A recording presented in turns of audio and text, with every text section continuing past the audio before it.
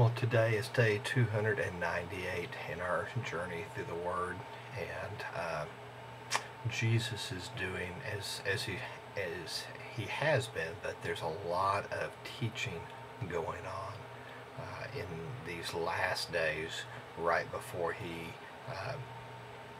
is crucified and raised from the dead. Part of today's teaching is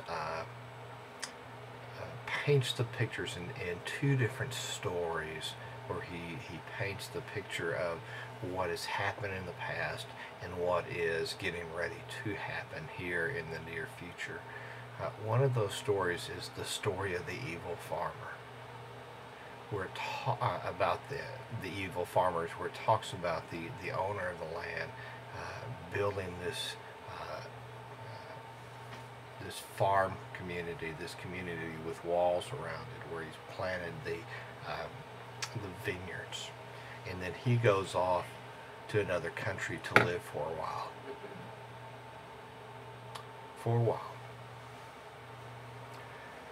And it paints the picture of him sending his servants back to collect his portion as owner of the harvest. And the evil farmers ignoring them, beating them, even killing them.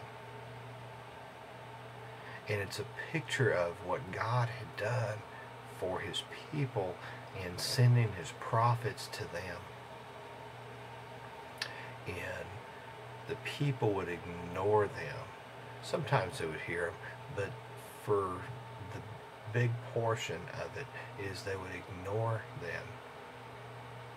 They would beat them. They would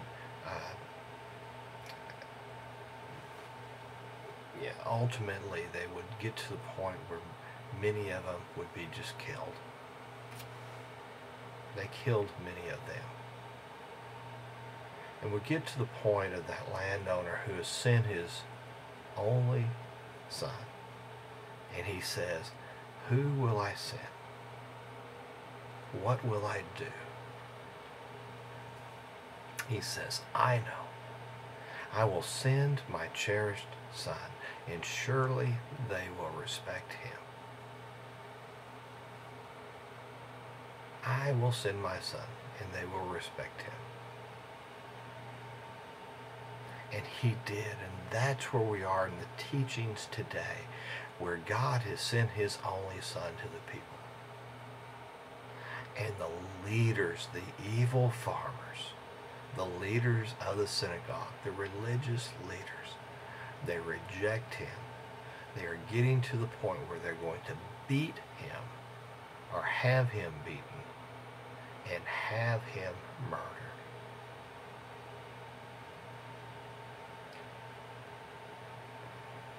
They didn't respect, because they wanted the Christ. They wanted the chosen one to come and make them at the point of continued authority, maybe even greater, because they were the priest, the religious leader. Everybody else were sinners. They didn't see that in themselves. But it was interesting when Jesus finishes telling this story. Does it change their hearts? No, because they realize Jesus is teaching about them, and it makes them even more angry.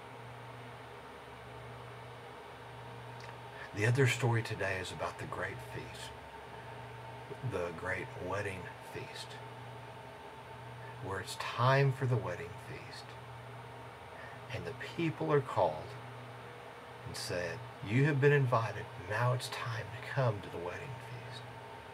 God's people had been called. And what was their response? "No, I'm too busy. We don't want to come."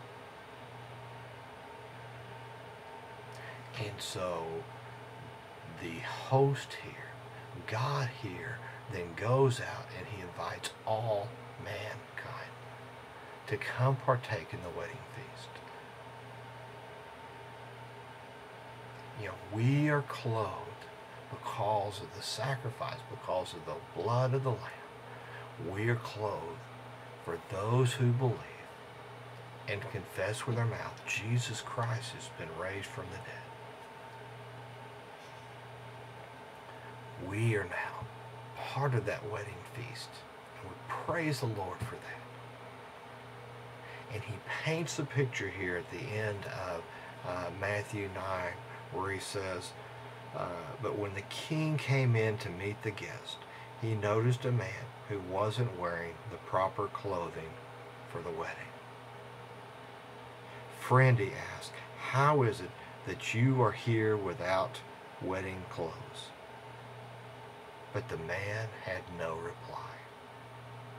Then the king said to his aides, bind his hands and feet and throw him into the outer darkness, where there'll be weeping and gnashing of teeth.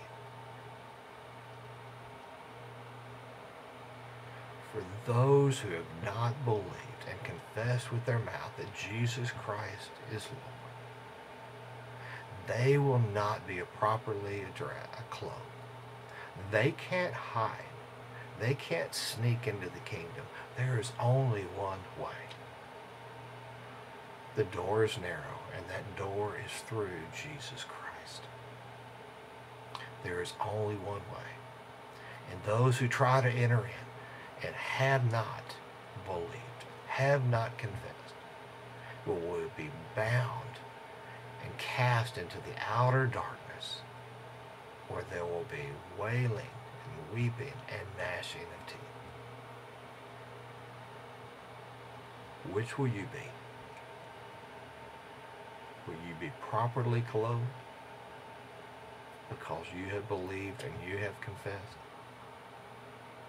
I thank God that I have been invited to the wedding feast, that he has opened that door and invited me to be a part of that. And when he calls, I want to be ready. I hope you have a great day, and we will continue on our journey through the Word tomorrow.